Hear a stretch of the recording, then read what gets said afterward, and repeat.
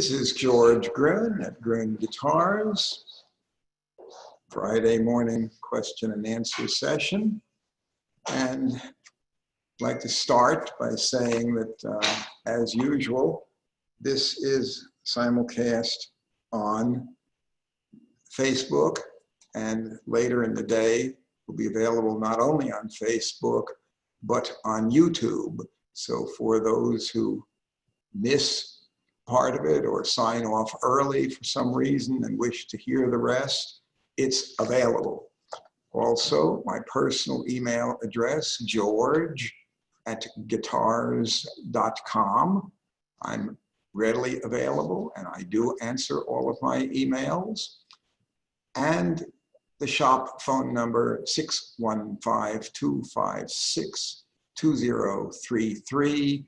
I am typically in 6 days a week, Monday through Saturday, Central Time, 10 a.m. to 6 p.m., and I am readily available for conversation. And I look forward to hearing from people. And I also look forward very much to people who may question anything that I had to say.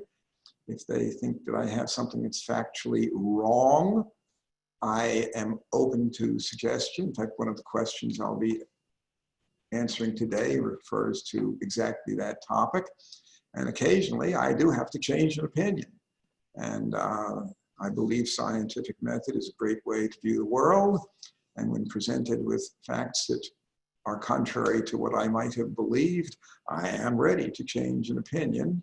I'm not too old to learn some new tricks, and I am old enough that I don't have a blank slate, so sometimes if I learn something new, it requires changing a previously held opinion. And I am quite willing to do that when the occasion calls for it. I'd like to start by introducing Corey in sales. He has a couple of answers to questions, and so he'll spend about 5 minutes going through that. And then we will plow into questions that I have from listeners. So here is Corey, and I'll be back very shortly because he's going to be on for about 5 minutes.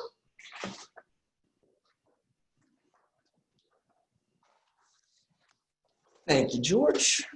Okay. I will be going over a couple of things today. I'm going to start off with a question, though, that was sent in by Mark Lawrence. It was a really cool question, actually. Very something that I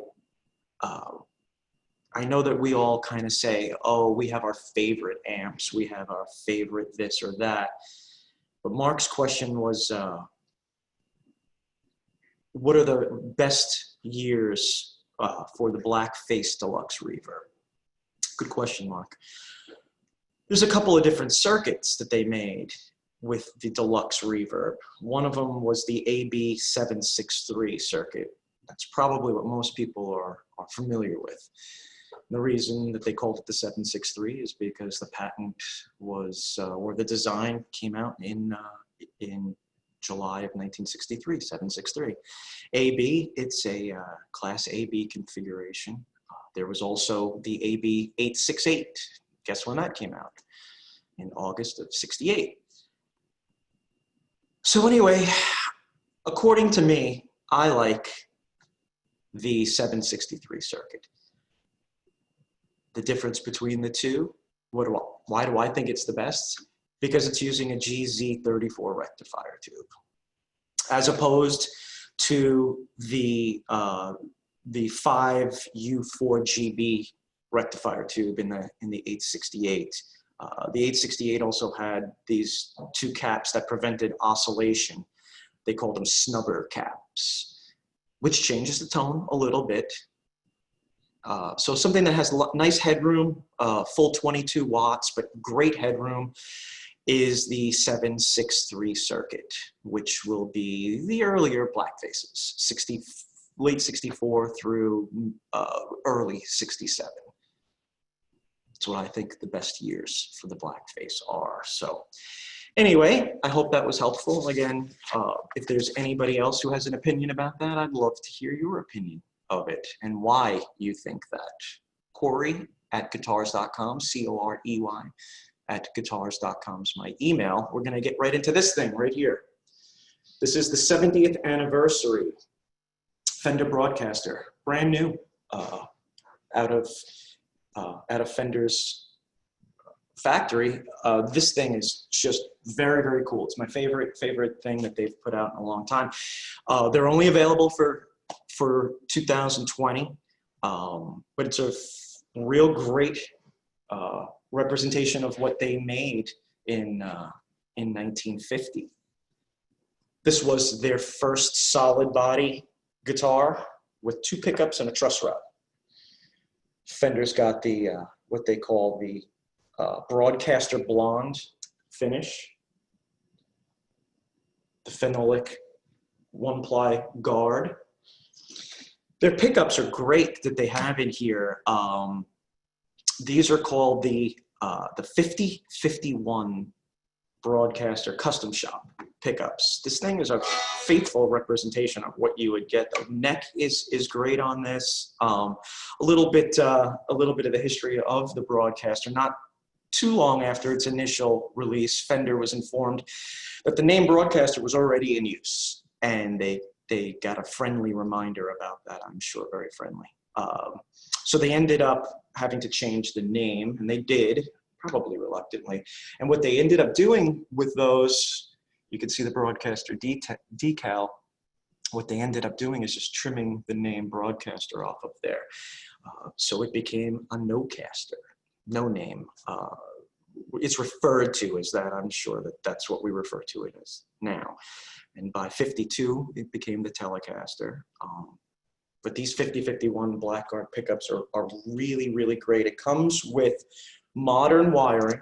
So if you're used to a Telecaster, you're not going to have any problems getting your sound, choosing your sounds. But it also does come with the blend control or the blend circuit, so you can get that vintage wiring. And it comes in the case along with it. It's an ash body, big neck. The neck is big, but it's not too big to grab onto. It's not one of those necks that should intimidate you at all. Very, very playable instrument. These are $19.99. They come with a case, and it's something that if you have an opportunity, you should come into our shop, check them out. Google it, check it out. I thank you for your time today. Again, my email where I can be reached is Corey, C-O-R-E-Y, @guitars.com. Again, I thank you.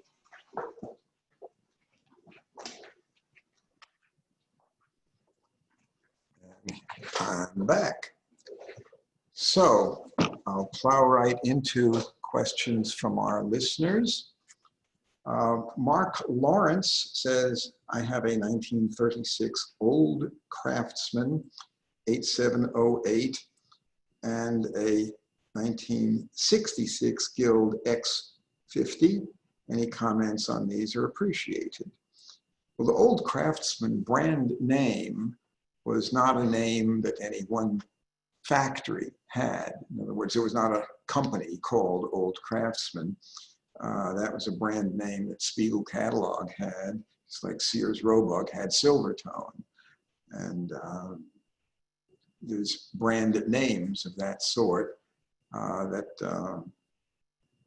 it's like Ibanez. There's not a factory that has letters on the building Ibanez. The early Ibanez ones were made by Fuji Gengaki in Japan, and now there's a number of factories in Asia that produce Ibanez guitars for their distributor, but sometimes one factory may make 50 or more different brands. Most of the Old Craftsman guitars were made by Kay in Chicago, and this would fall into that category. And they are the same quality as a K, which is a good student model guitar. Not equivalent to a Gibson, but still they're respectable, usable guitars, and certainly something that a lot of blues players would never had anything better than that.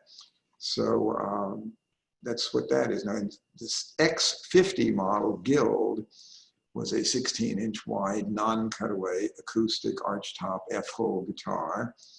And that was their bottom of the line archtop acoustic. But Guild's bottom of the line was still a respectable instrument. It's not what most modern jazz players would want, because most of the modern jazz players do want a cutaway. But still, this is a guitar that, if you're looking for an acoustic archtop, it's got a comfortable neck. You can set them up with good action. They'll play well. And it's not going to be loud enough to play acoustic orchestral rhythm in a brass band. So will it compete with a Stromberg Master 400? Nope. But will it record well? Is it fun to play? It's still a respectable, good guitar.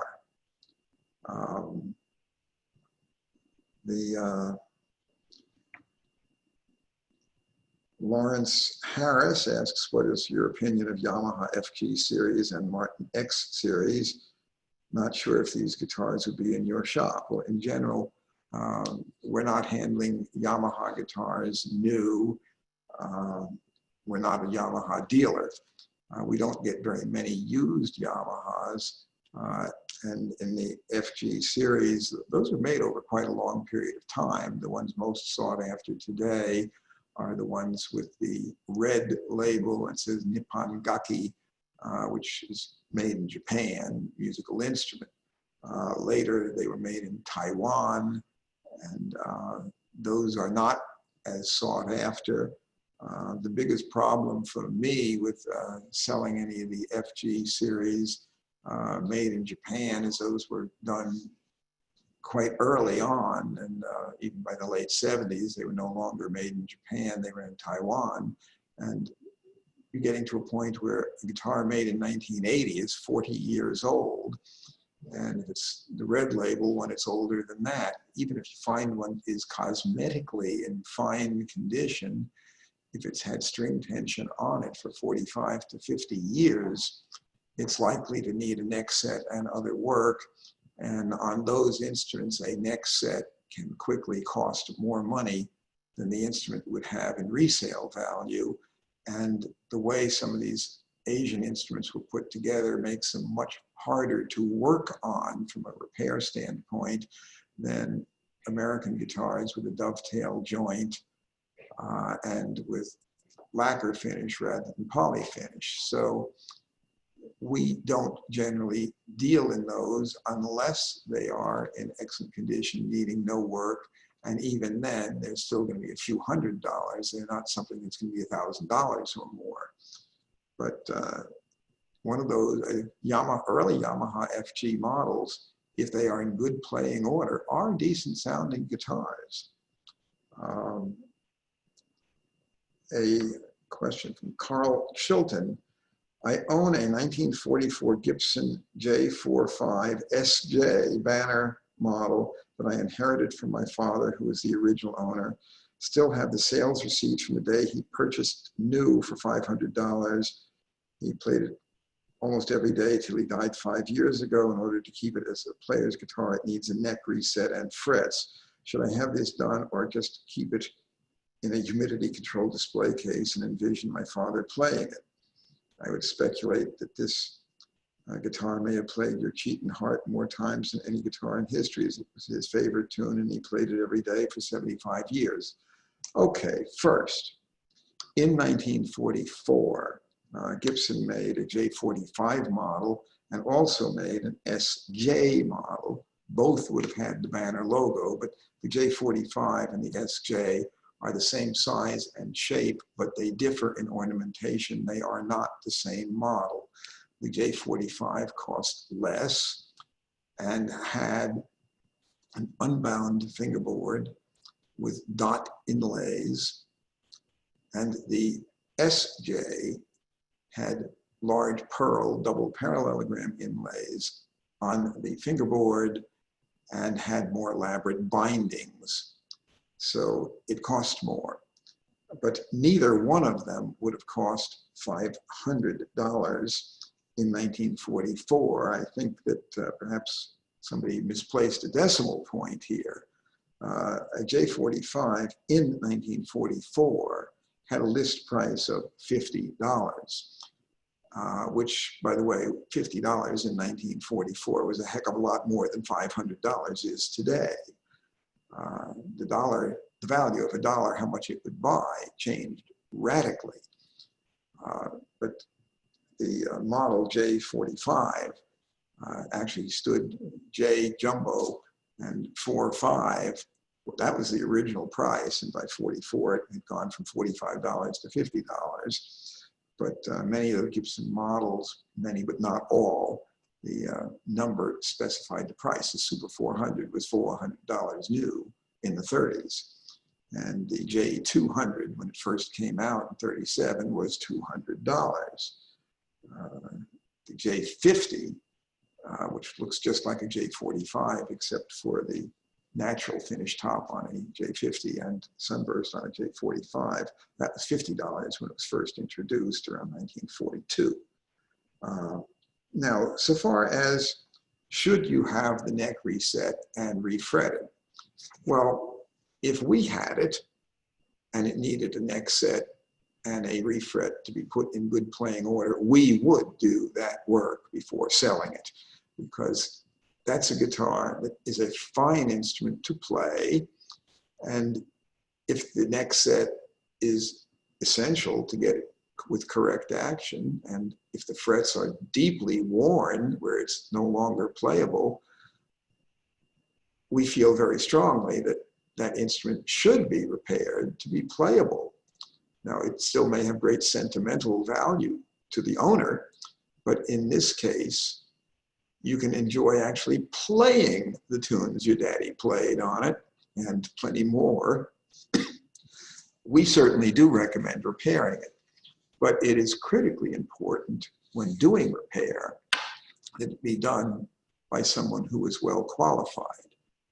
Refret work, if done poorly, can greatly damage the fingerboard, and it's important that it be done by somebody who is experienced and truly skilled, and the same can be said for a neck set.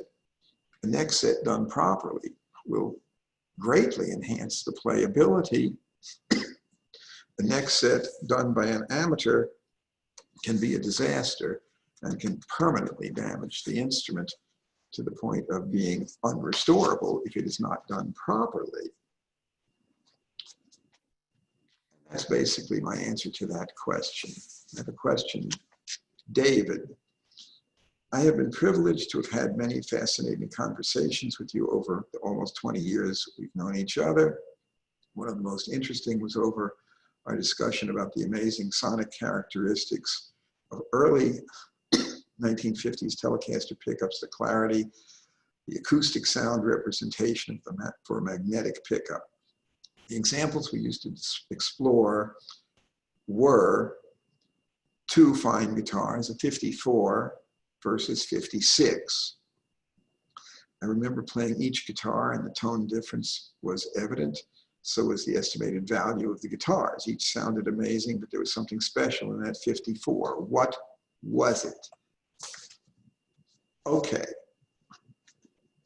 The 54 model obviously has the appeal of being older, and the Blackguard models are considered the more collectible, and they do bring more money.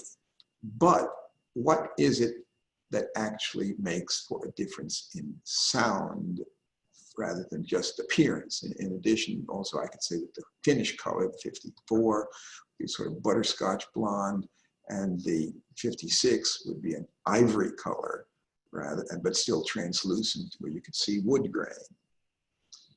Okay. Now, the pickups used between mid-51 and mid-55 have a couple of differences that make them sound warmer and beefier in the early one than in mid-55 and later. Now, mid-55 and later is when they went to staggered pole pickups. But the difference in sound is not simply just because you have staggered poles versus poles that are flush with the top of the pickup. That alone could make some difference, but there's certainly more going on.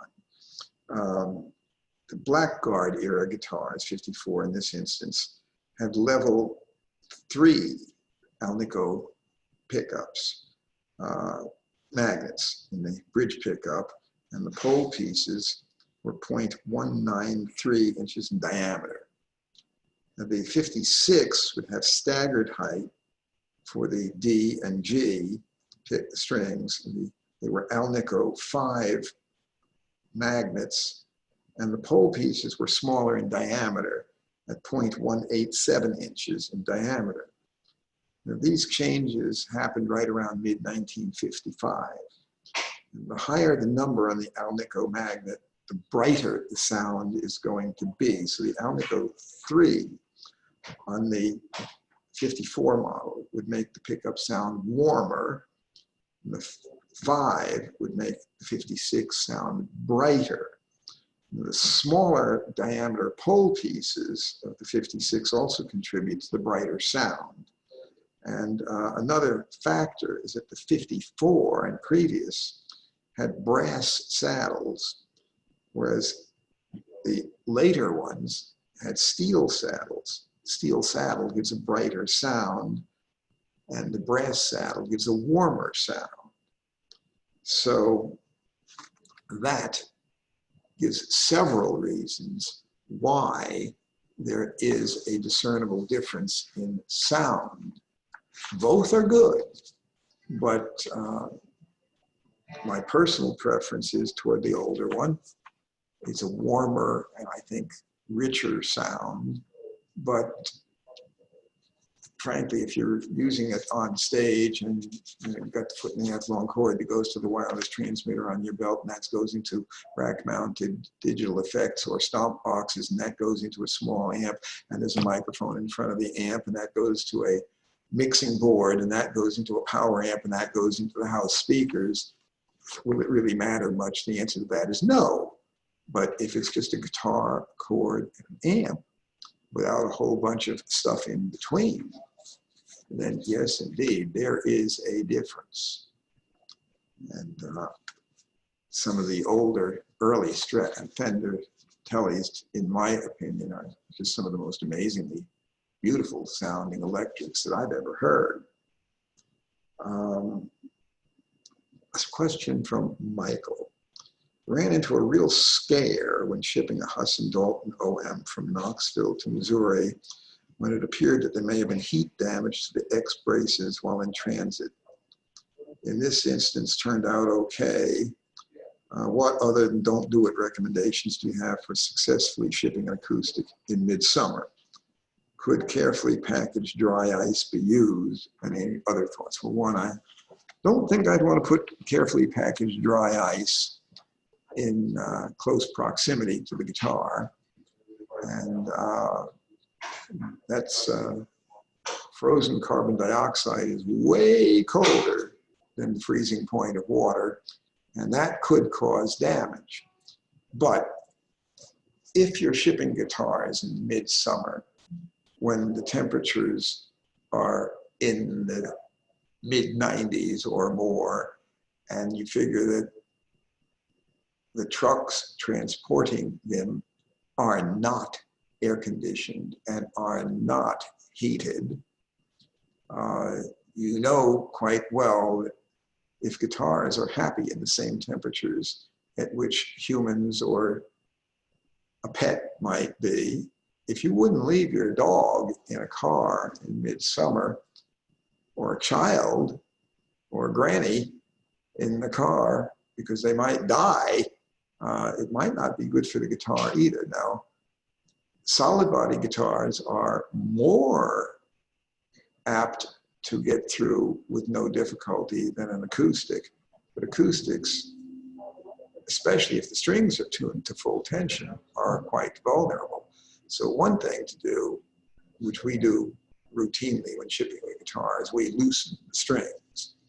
That way it's not under a bunch of tension, which if things get hot is more likely to be pulled apart. Hide glue can just simply let loose, and the bridge may pop off, or braces may simply pop loose. And some of the other glues can be even worse than popping loose. If it pops loose cleanly, you can re-glue it. But on some of the other glues, where under tension, it may slide a bit, where it doesn't come off. It just moves under tension. And then you have a bridge or braces that are firmly glued in a position which is not where they started, because it was under tension and the string tension pulled it. That's not good. So first, if the temperature is such that inside a van or car, if it's going to be 120 degrees in there, maybe you should wait until there's a weather forecast for the week that's not quite as bad, or ship it overnight. And don't send it on a journey, say from the East Coast to the West Coast by surface, where it's going to take a week to get there or more, and it's going to go through all kinds of climate. Summertime is rough, but wintertime can be too, especially in the north. During the winter, we know how cold it can get. And that's also a condition in which you wouldn't leave your child, your dog, or granny in the car overnight. You wouldn't leave her very long at all with no heat or air conditioning, summer or winter. The problems may not be identical, but in the winter, finish cracking and just all sorts of problems can occur when your guitar is way below freezing for extended periods. This is not good. And it's likely to cause finish checking, where you can have a guitar that looks just perfectly beautiful, and then at the end of the journey, the finish is all checked and cracked and not very pretty. Finish checking is not something that you can easily fix either. Once it cracks, that's the way it is. And in general, attempts to repair finish checking leave you with a result that looks worse than the finish checking. Now, old guitars are going to normally have some finish checking, and some of it can be almost attractive if it's very fine line. But some of these finish checks that you'll get from extreme cold are just big, ugly, long finish cracks that may not interfere with the playability, but certainly can really cosmetically not look very good. And in extreme cold, you can have problems that really are structural as well as cosmetic. So keep in mind, guitars like the same temperature preferences that people do. And people have a good bit of tolerance up and down between that ideal. But when it's at a temperature that would cause a person, your pet, your kid, your granny to die, that's probably not a good situation for the guitar either. But loosen the strings, put plenty of padding in there, and ship when the temperature is not projected too terribly high. And in the winter, if they're predicting that it's going to be below 20 degrees, and it's going to be a day or two or more of this before it arrives at its destination, don't do it. Wait. I can tell you that Martin Guitar Company has policies on how low the temperature forecast will be for them to ship. They're in Nazareth, Pennsylvania, but they have to concern themselves not only with what is the temperature where they are, but what is the temperature en route and at the destination. Because if the temperature is perfect where you start and perfect where you end, except you're crossing the Rocky Mountains in the dead of winter and you're doing it by surface, yeah, that's not good. So those are considerations that are important. Mike Jopp, some weeks ago, you spoke about the benefits of playing in a new, good quality acoustic. It really works. They open up noticeably. My question is, do the improvements last, having opened up the guitar, if it isn't played again for, say, 6 months or more, will the guitar close down again? I'm guessing it may sound somewhere in between, but regain the openness more quickly. Well, you guessed right. And actually, many guitars, even if they have only been sitting quietly for a few days, they may need a few minutes of playing to wake up. But especially with new instruments that have not been broken in, it may take hours of some very hard playing to open it up, but it doesn't have to take 20 years or 40 years for this to happen. Stradivari and Guarneri in Cremona, Italy, had a reputation that their new instruments sounded better than any used violins. And both of those makers were active from late 1600s into the 1700s. Stradivari died in 1737 at the age of 94. He was still actively working at 93. Del Gesù Guarneri didn't live near as long and didn't make near as many instruments, partially as a result that he didn't live as long, but he also didn't, he didn't have his finances in order as well either, so he didn't make as many. But he died in the very early 1740s. But the point is, their new instruments virtually immediately sounded better than things that were as much as, well, violins have been around since the mid-1500s. Some people, actually players, would actually take a new instrument and have a musician or a student play it long enough to open it up, but it wouldn't take long. And my experience with guitars is some of these things, one day of hard playing at full volume where you're really bearing down on it, pushing it, in one day you can hear the difference, and it can be very dramatic where it opens up and you can tell virtually to the minute when it happened. It's like it just shifted into hyperdrive. And after that, it'll open up quickly the next time you play it. You won't have to play it hours near as hard, but you may still have to spend 5 or 10 minutes playing it, and then it'll open up. But there's lots of guitars that really do sound better after you've just given them a little bit of warm up. It's almost like weightlifters go through a few exercises to limber up and get ready before they lift the heaviest weight, or runners, Olympic athletes, they do some warm-up exercises. Well, we can say it's pretty much like that. Now, what are the physics going on that causes that wood to vibrate better? I'm not sure I have all the answers for that, but I know subjectively that there's a difference, and very objectively, it's measurable. When they wake up, they're louder, and the frequency response is different. That is measurable. It's not imaginary, but it's something that's not hard to do. So,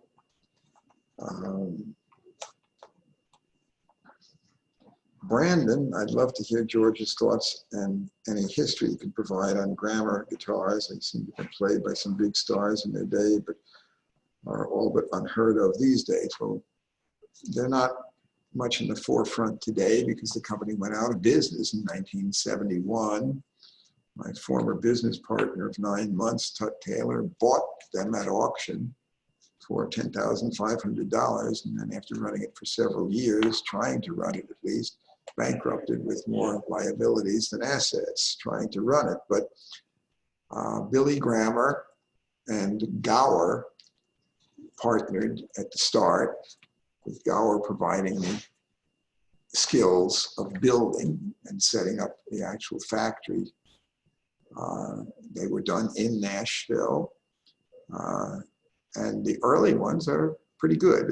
They were acquired by Ampeg in the late 60s, and at that point, after that, Billy Grammer himself had virtually nothing to do with the company, nor did Gower at that point.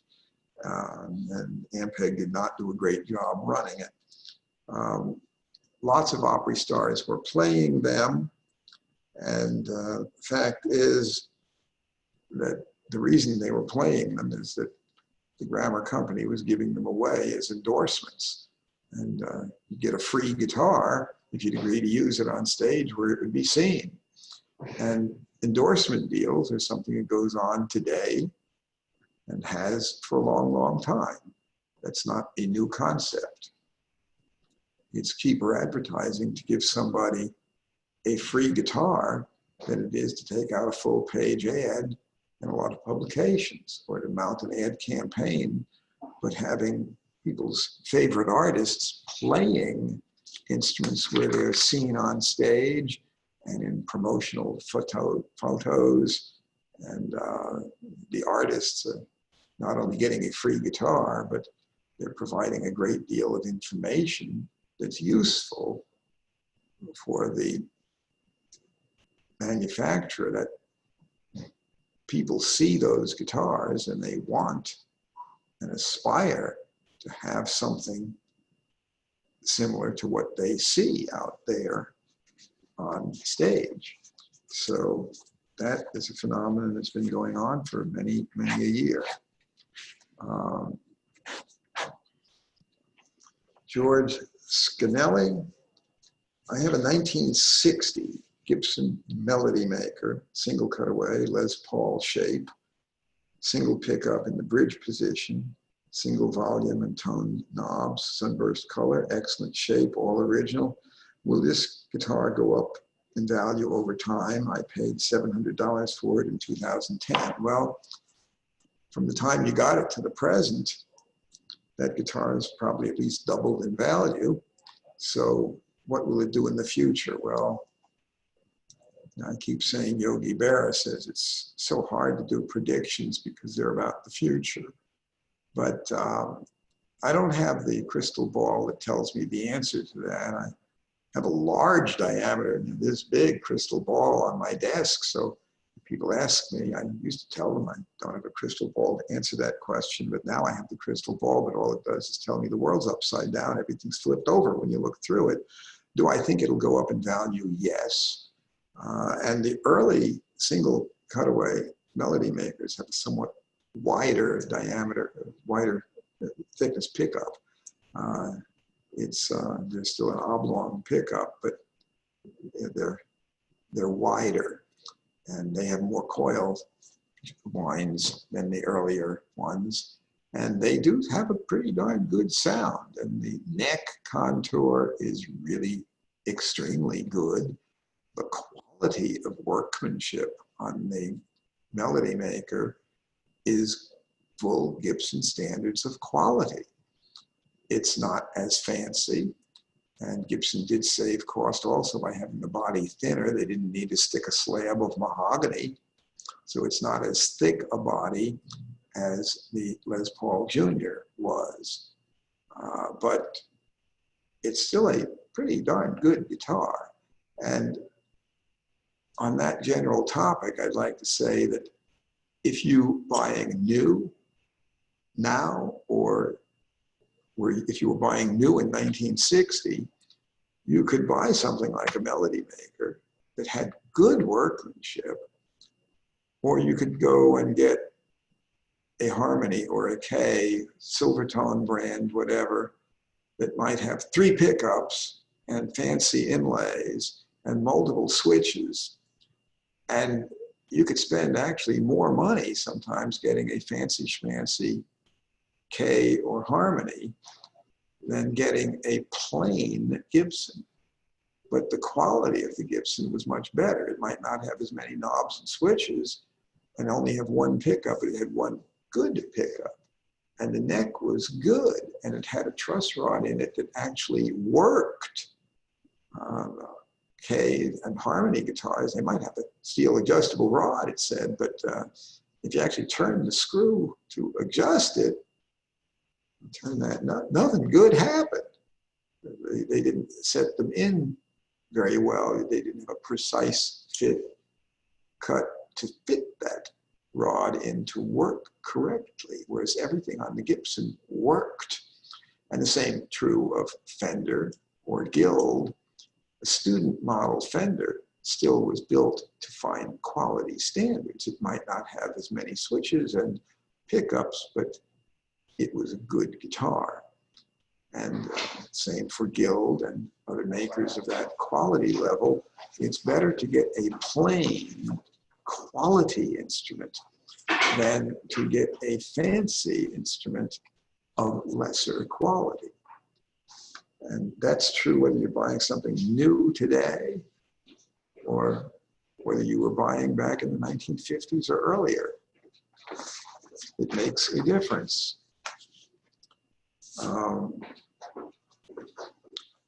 I got a related question on the guitars opening up from Jeff Bullock. Regarding guitars opening up as they are played, is there any difference in how much or how long it takes for a guitar to open up depending on whether the top wood is Engelmann spruce, red spruce, Sitka spruce, mahogany, or cedar? And the answer to the question is yes, it does make a difference. Cedar, pretty much right out of the box, sounds reasonably open, whereas Adirondack or red spruce takes a bit more. It comes out sounding a bit stiffer, and it takes maybe a little longer to break it in. But when it does break in, that stuff is just amazing. And it really is not that hard, even with Adirondack, to get it to open up well. You may have to pound it really hard to get it to do it, but you don't have to pound it very long. But the cedar may sound almost immediately quicker, but how much headroom you have later and the crispness and clarity of sound that you get out of the red spruce is still my absolute favorite, which the only stuff coming close, in my opinion, would be good European alpine spruce or Carpathian spruce, Eastern European Carpathian.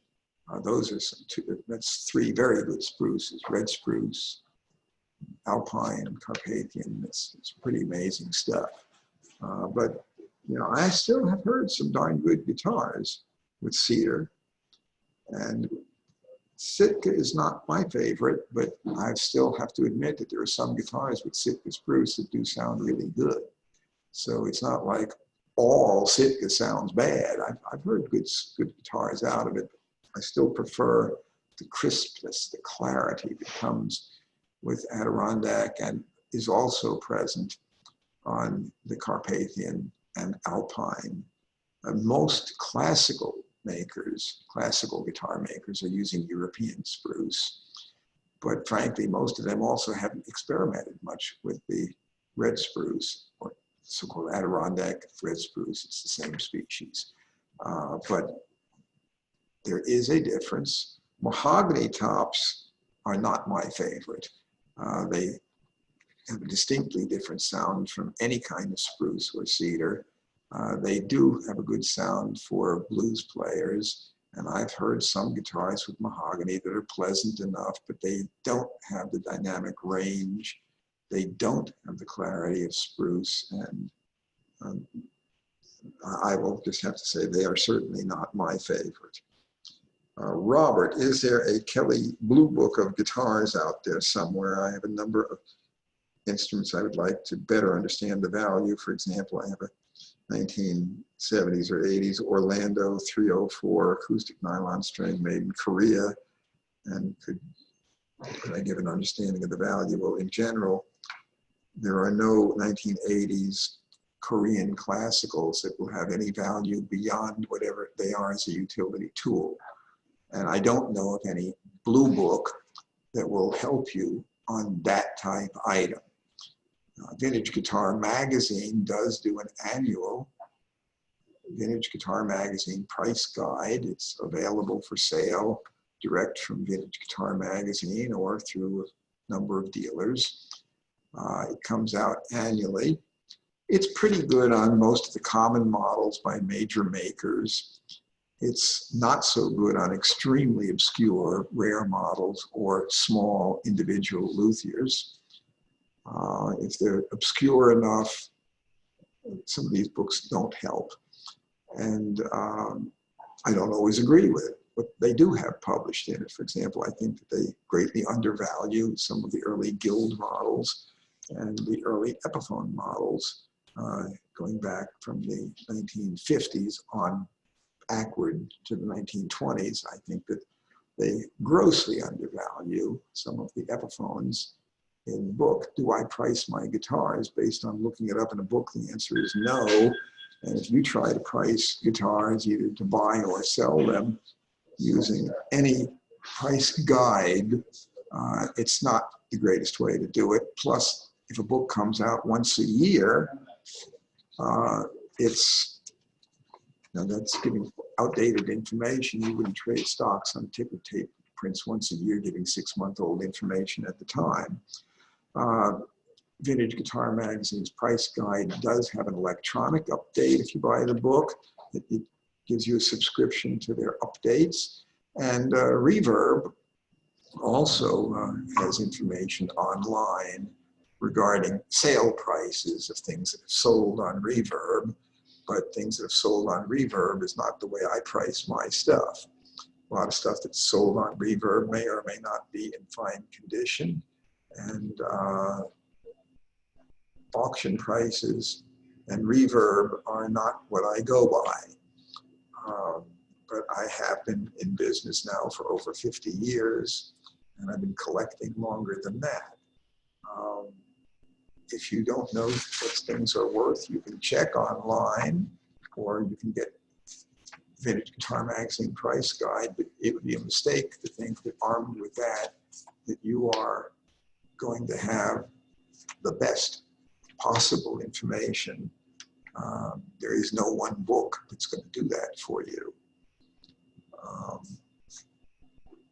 Steve Chrysophilie in Newport Beach, California. I'm curious to find information on the Alvarez-Yairi company. I've heard their higher-end steel string guitars are fine instruments. Also, if you could shed light on their lamination process for the back and sides. On the Brazilian rosewood models, did they sandwich 2 pieces of Brazilian together, or was there a layer in between? Well, one, in general, the Brazilian rosewood veneers on Japanese guitars that are laminated with Brazilian usually have virtually a paper-thin veneer of Brazilian, not laminating 2 pieces of Brazilian together. That would not save money. That would actually be extra labor and would not sound as good.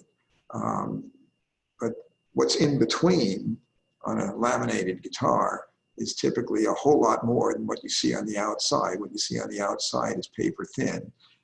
Sometimes you'll even see where it's Brazilian rosewood on the outside and something entirely different on the inside, like mahogany, or not even rosewood at all.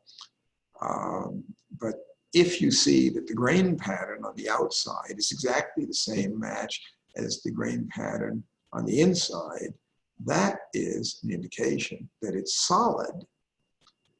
But if it has completely different grain pattern, even if it's Brazilian on the outside and Brazilian on the inside, but the grain pattern simply doesn't match at all, then that's a good indication that there's something in between. But the sound of a laminated guitar typically is not very much dictated by what you see on the outside because it's paper thin. Now, there are laminated guitars that are a bit different. For example, the old Selmer McAfee designs, and even some new ones, like Altamira in China makes gypsy jazz guitars, and those are laminated, but they're laminated like the original Selmer was, which is rosewood on the outside, going halfway through, and then mahogany on the inside. So it's just 2-ply. And you're getting a tone that actually is impacted by the rosewood and the mahogany. And there are also some with maple on the outside and mahogany on the inside. And Altamira and doing that today, and Selmer doing that in the early days, and AJL in Finland still doing that. The original Selmers are very expensive and good guitars. Now, Alvarez-Yairi, there were actually 2 Alvarez. There was Sadao-Yairi and Kazuo-Yairi. And Sadao Yairi had a small shop in Nagoya. And I actually visited his shop in 1974. He was producing some pretty fine quality guitars, but it was a relatively small workshop with a lot of hand work. Kazuo Yairi had a larger factory, and it's the K Yairi guitars that you see made in Japan that were distributed by St. Louis Music Company for Alvarez brand.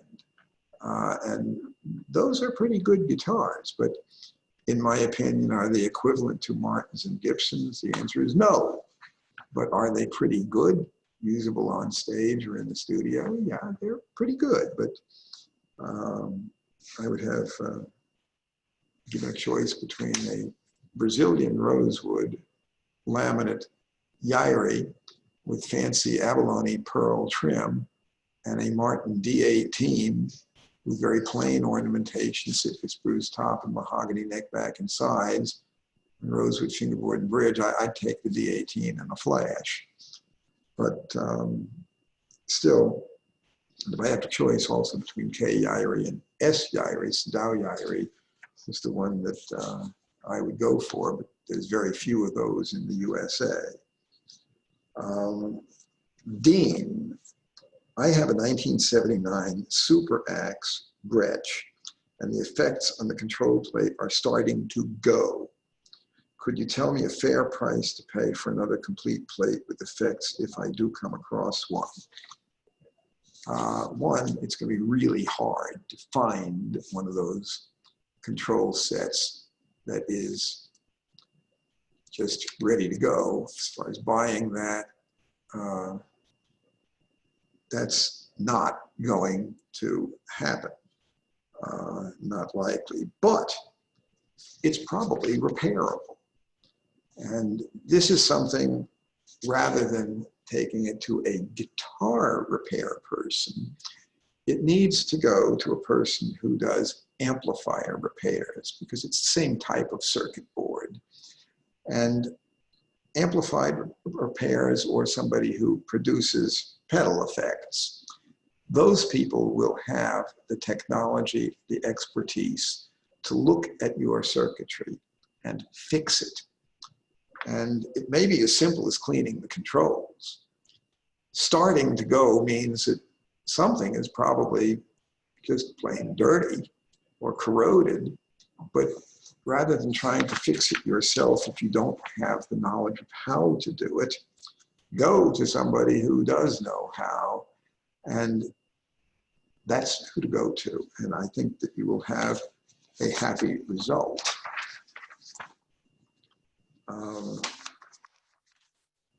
Louis Cicero. For years, you've been saying that Bloomfield played a 1952 Telly when he played with Butterfield. Every picture I have seen of him with Butterfield, he's playing a white guard, rosewood neck, early 60s Telly. I'm not looking to say you were wrong, but I've never seen a photo of him playing an early 50s Telly. Did you see him with Butterfield? And that's what he was playing. Like I said, I've never seen a photo of him with Blackguard Telly. Can you clear this up for me? It's not that I doubt your word, it's just I've never seen any photographic evidence to back up your claim, and I've been looking for years. Okay, I've looked at the same photos, and you're right, I haven't seen any photos of him with a Blackguard Telly. I did know Mike, and I've seen him play a Blackguard Telly, but memories sometimes also can be tricky.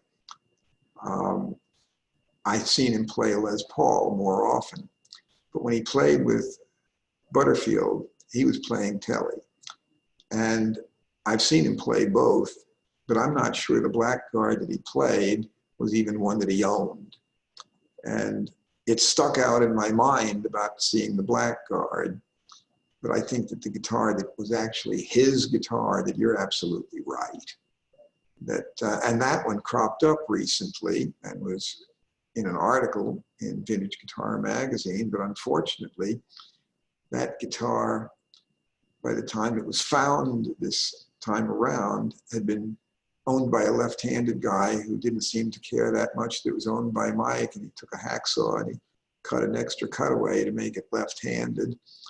And it also no longer had its original pickups. It had been refitted with correct Tele pickups, but they weren't the pickups out of the guitar originally, so they're not the pickups that were on the guitar when Mike had it. Therefore, it wasn't really Mike's guitar anymore. It's like my story about Abraham Lincoln's axe. If you use it over the years and you've treasured it, would never part with it, and you changed the head twice and the handle 3 times because they wore out, do you still have Abe's axe? Well, I'd say that Bloomfield's guitar basically is no longer there anymore. It's like Earl Scruggs' banjos had so many changes that it's not the banjo he played. But in answer to your question, you're right. The guitar he owned was an early 60s, pre-CBS. And in his hands, it sounded amazing. But I can also say that back in the 60s, his playing a Tele also caused the value of Blackguard Teles to go up dramatically. Because I do remember even in the 60s, before I had a music store at all, people were raving about Blackguard Teles.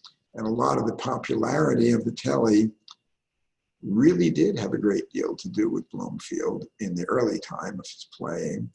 And Bloomfield, I think more than any other one player, popularized Les Paul models, particularly the Sunburst Standard. But before he played a Sunburst Standard, everybody wanted what he had, which was a 54 model.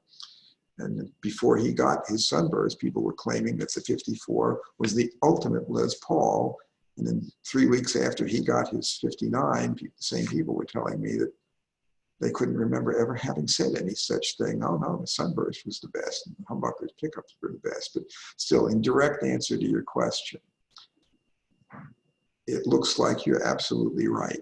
The guitar, the Tele that Bloomfield played the most, and the one that he actually owned, was not a Blackguard Tele. I know I've seen him play a Blackguard, but I think it may have only been once or twice that I ever saw that. And it probably wasn't even his guitar. It's probably something he borrowed. So you're right. George Van Wyn in London, England.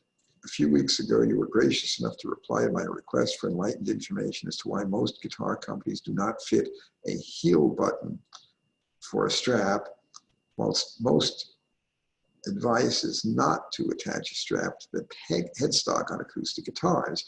You said at that time the reason they don't fit a heel button is because some guitars don't want one as they play while seated.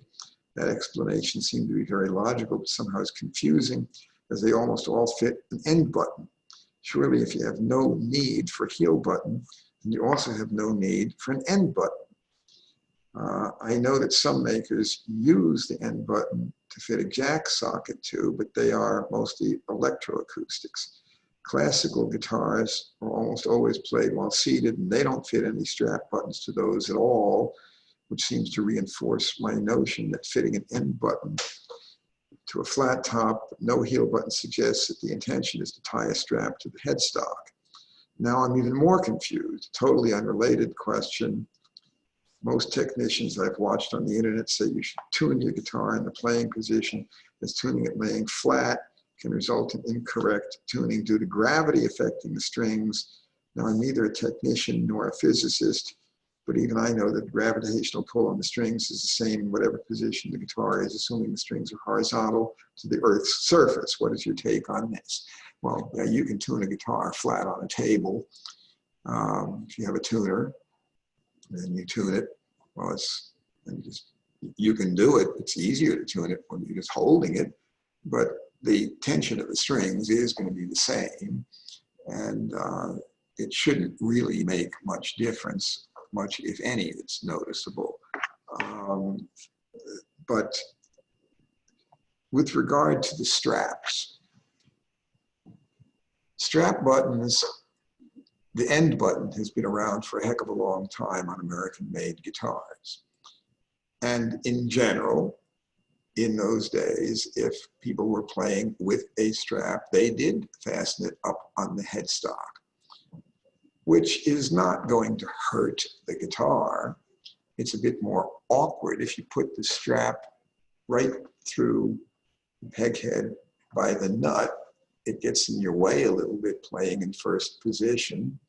If you put it on the middle of the peg head, it's manageable enough, but it's a long strap, and it's not going to damage your guitar. If you have a set of medium gauge strings, you've got close to 150 pounds of string tension, steel strings, and the weight of the guitar is negligible compared to the tension of the strings. It's not going to pull your neck out or cause the guitar great damage, but it is more comfortable and easier with a button on the heel of the neck, although some people also find that that's a little bit in their way. Now, having strap buttons on goes a long way, but let me show you a guitar here, made in 1902. This is a Martin 0042, completely original condition, no alteration other than we put new strings on it. Nylon strings. It was originally designed for gut. Everything that's white is real solid ivory, including the bridge, the saddle, the nut, and even the bindings on the edge are ivory, Brazilian rosewood, Adirondack lovely. There's the end. Notice it does have an end pin.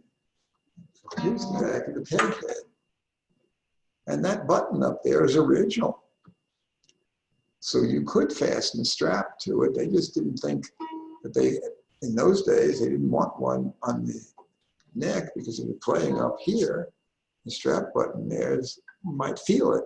You might not like it there. So the strap there is a little bit in your way. It depends where you want it in the way. If you put it right here, then the strap's a little bit in your way. If you put it right here, well, it's also less than absolutely perfect. But there's another possible explanation also for a button up here. And that is, lots of folks back then like to hang their guitar on the wall.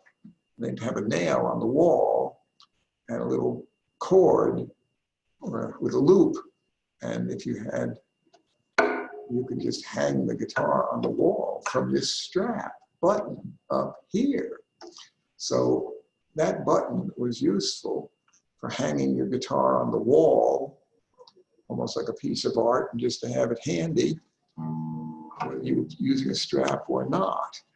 But definitely some folks used a strap or a cord on their guitar early on. But if they were playing classical style, they typically did not. My 1842 Martin has no end pin. And so some of the very early Martins do not have an end pin at all. But during the 1800s, at least from the 1850s onward, many of them, but not all, did have a strap button on the back of the peg head, as well as an end button. So clearly enough, you could fasten at both ends there. And also Gibson had a optional metal strap attachment to go on the back of a peg head. And you see that fairly often on some late 30s Gibsons. So yes, you can do it either way. And it is to some extent a matter of personal preference, but most people just like the way the guitar balances, the way it feels, to have a strap button on the heel of the neck. That's a common thing now. In the 1950s, you didn't see that very often, but once in a while what you did see is people would just have one of those eye screws where it has a loop at the end of the screw, and they'd screw that into the side of the heel and fasten the strap to that. And I always thought that that was just a no-no that I would never recommend, but people did that. So at any rate, that should hopefully answer your questions. Um, Carlston Hazlitt in Melbourne, Australia. Could you please tell me your opinion of the Rickenbacker horseshoe pickups of the 1950s lap steel and guitar? How do they compare with the 1960s pickups? I got a project bass and was thinking of what it would sound like inside, or would it be better suited?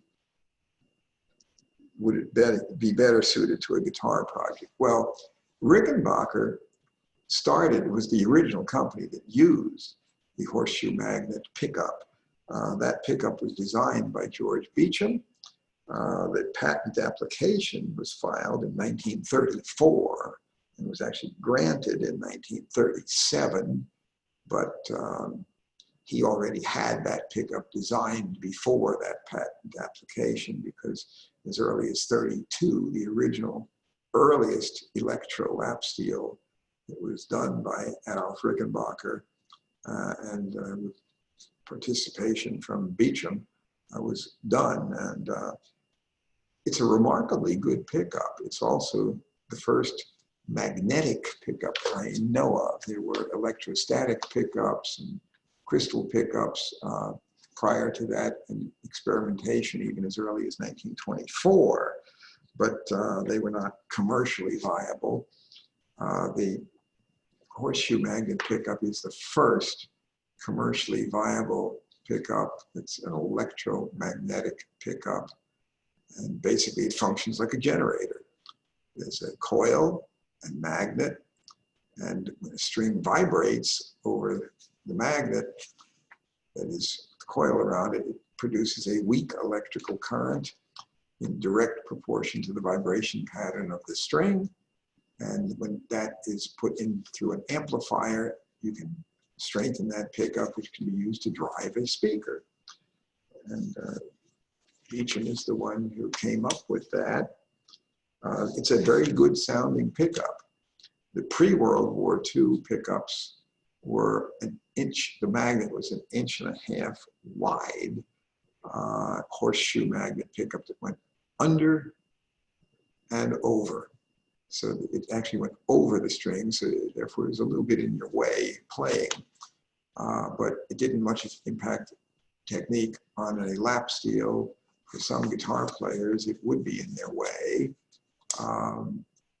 Rickenbacker did make horseshoe magnet pickup on their early basses from the 50s into the very early 60s. And they are a great sounding pickup. So if you want to, it's an interesting experiment, if nothing else, to show that the very, very earliest electromagnetic pickup was it's a magnetic pickup. It's not an electromagnet, it's a permanent magnet, but it's an electric pickup that is magnetic. And the earliest design ever, still even to today's standards, sounds really good. So that's something notable. Dennis, I have a 1930s or 40s sunburst finish Gibson mandolin with some thin black lines in the top. They go through cracks in the finish and into the wood. I have seen this on other Gibson mandolins as well. Do you know how I can get rid of them? I tried some bleach, but that did not seem to work. Well, it's not a very good idea to put bleach on wood or finish. And if it is cracks in the wood and they're black, that means there's dirt in them. And are you easily going to be able to make them go away? Well, no. And if it is simply lacquer checking, is that going to simply go away either? No. And if you refinish it, and even do a good job where it looks pretty, a refinished job will actually devalue it. It's worth more money left alone. But if these black lines are cracks with dirt in them, they need to be fixed because you have a structural problem there. If it's finished checking, nothing needs to be done other than get used to it and use it and play it. But again, you need to have it examined by somebody who is skilled in crafting and who has experience and skill with musical instrument repair to look at it and determine what the problem is. And trying to fix lacquer checking cosmetically is not a good idea. That's something to leave alone. But physical cracks, once they start to be genuine cracks, you're putting a lot of tension on an instrument when it's tuned up. Cracks need to be repaired, but it's critically important to have someone do that who knows how.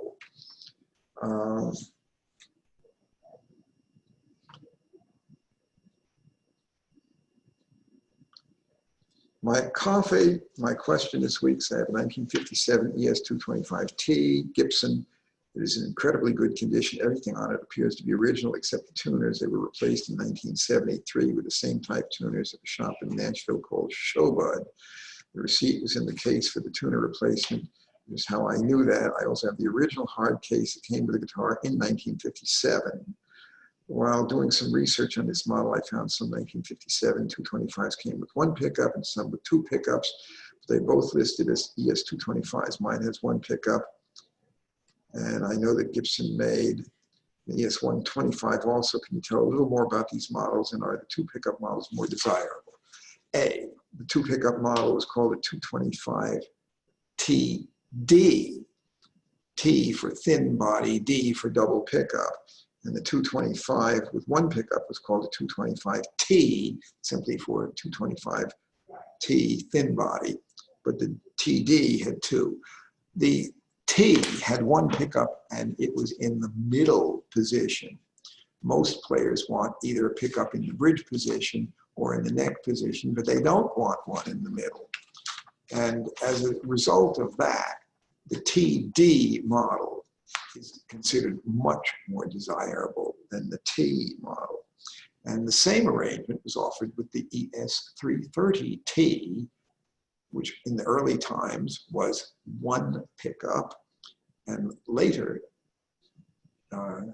they only made them in double pickup later, but from the early 60s, from 59 when the 330 was introduced until the mid 60s, you could get either 330T or 330TD, and the T had one pickup in the middle, and those bring much less money than the TD model.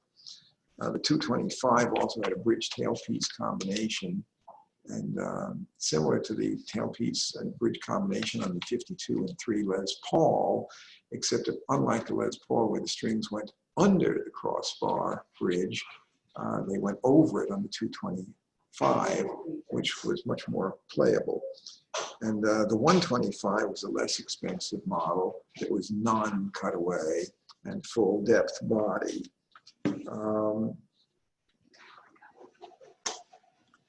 Jim Albrecht, my friends have said that for years, while we in America were consumed with junk bonds in the 1980s, Japanese businessmen were very astute and bought up a huge variety of classic American guitars. Now, when I review what's available for sale on eBay, 90% or more are sellers from Japan. Thus, is it true, and what are your thoughts on the Japanese impact on the value/selling point on vintage instruments? Well, it is true that actually from the 1970s on into the 80s, well beyond that, the Japanese were some of my best customers, and they bought a lot of instruments.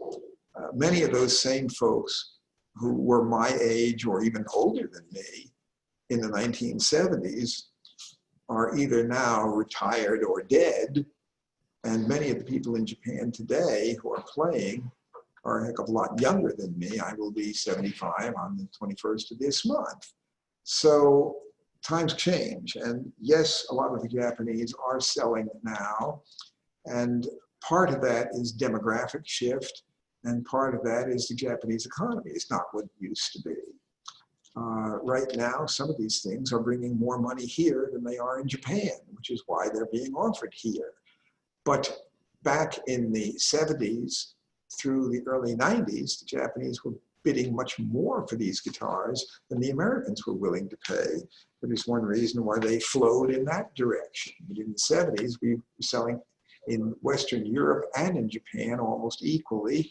But after the mid-'80s, the Japanese economy recovered much better than the European economy, and the Japanese continued buying heavily while the Europeans did not.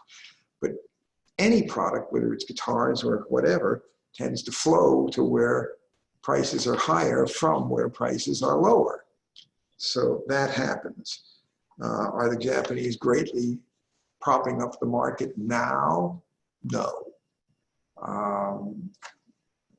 A lot of Japanese folks are selling, but are they driving prices down here? No. Are they driving prices up here also? No. But prior to fairly recent years, the Japanese did indeed have an impact driving prices up here. Dealers could just as easily send a box to Japan as they could send a box from Nashville to Chicago.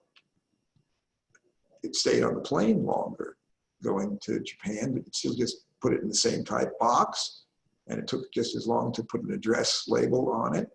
And it used to take 5 minutes to do the paperwork, but now with the CITES Treaty Convention on International Trade in Endangered Species, it can be a real royal pain to try to send one across borders, and you got to get all sorts of permits, and it's not easy.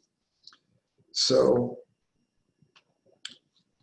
that would be basically my take on that. Jerry Wiksentowski, Gibson came out with the jumbo model in 1934, following that model, J35, J55, Southern Jumbo, J45.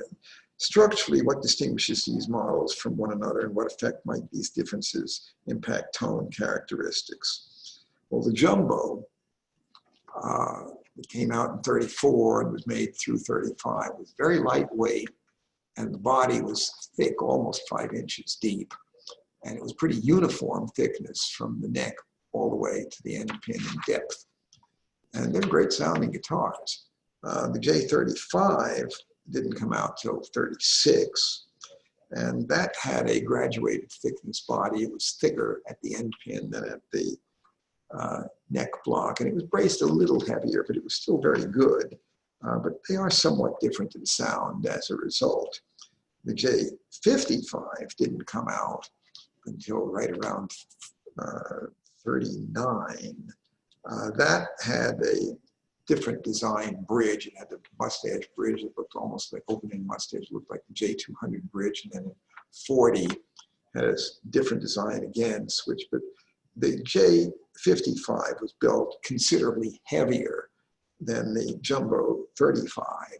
And it had the same body size and shape, but it by the time you have thicker bracing and just heavier construction throughout, that does impact sound.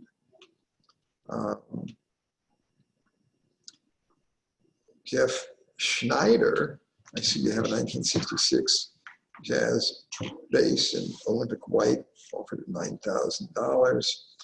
All things being exactly equal, if that bass was in sunburst, what would the offer price be? He's trying to understand the market for non-standard color.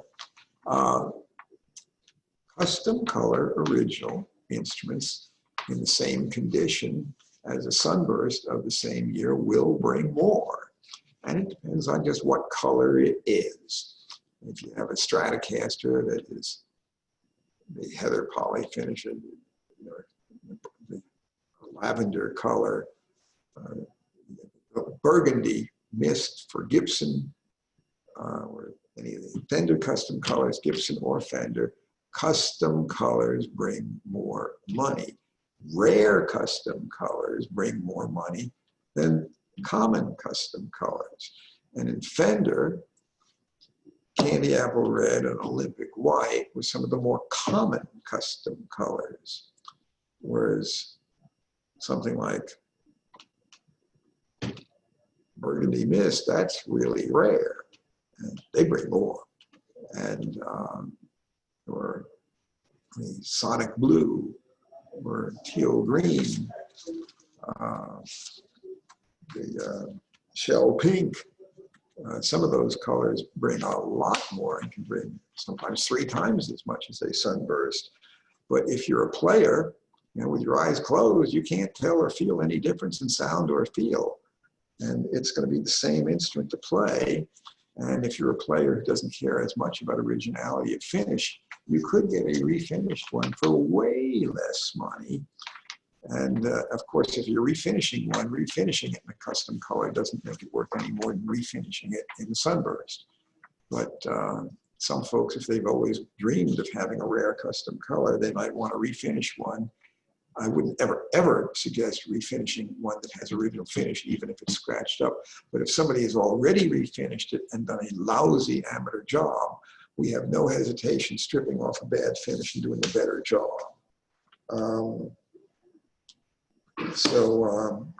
Michael Donahue, what's your opinion of new Fender Ventura Strats, considering buying my daughter one that fits my budget if she wants a Strat? What I will say there is new Fenders, bang for buck, are good instruments. And that's true whether they're standard line American Fenders, custom shop, or Mexican. In their price bracket, they're fine instruments. And in some cases, just like the Broadcaster reissue that Corey showed you at the beginning of this session, for the price, it's really, really hard to find a used Fender that is as good as that brand new special issue for this year. New Fenders are good. New Fenders are better than the ones made 50 years ago. I have one last question. Matt Parks submitted the question, is there any possibility of adding more quadruple O 12 fret slot head sinkers sunburst finish back to your inventory? And the one word answer to that question is yes, and we will have them soon. We ordered quite a few, and they should be finished very soon. Right now we're low, and I think we may be out of them, but that won't be long. We will have more. And that is our session for this week. Keep in mind, I can be reached, George@guitars.com.